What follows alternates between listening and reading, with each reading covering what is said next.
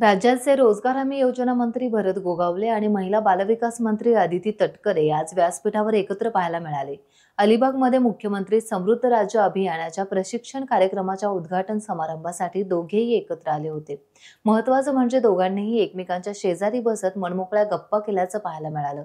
राज्यात महायुतीचं सरकार स्थापन झाल्यापासून दोघेही रायगडच्या पालकमंत्री पदाचे दावेदार आहेत आणि रायगडच्या पालकमंत्री पदावरून शिवसेना आणि राष्ट्रवादी काँग्रेसमध्ये वाद सुरू आहेत। मात्र आज दोघेही एकाच व्यासपीठावर एकत्र दिसले। पालकमंत्री पदाबाबत दोन्ही पक्षाचे नेते एकत्र बसून निर्णय घेतील। आम्ही दोघे रायगडच्या विकासासाठी एकत्र राहू असं अदिती तटकरे यांनी सांगितलं। तर आम्ही दोघं चांगल्या कामासाठी एकत्र आलो आहोत, यात कोणी राजकारण आणू नये अशी भूमिका भरत गोगावले यांनी मांडली। आज दोन्ही मंत्री पहिल्यांदा नाही बाबा, आमचा चौथा कार्यक्रम आहे।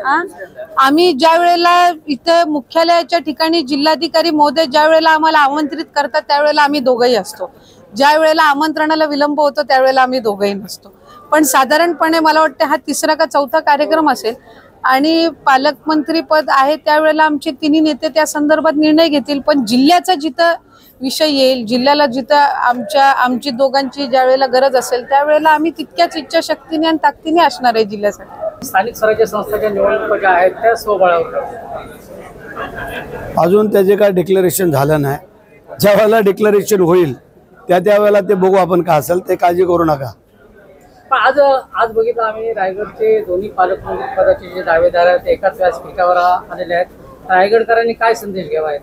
रायगडकरांनी चांगला संदेश घ्यावा की चांगल्या कामासाठी आम्ही सगळे एकत्र आलेलो आहोत। आमचे सर्व अधिकारी, जिल्हाधिकारी असतील, शिव असतील, आमच्या पोलीस अधीक्षक असतील, आमचे डेप्युटी शिव सगळेच।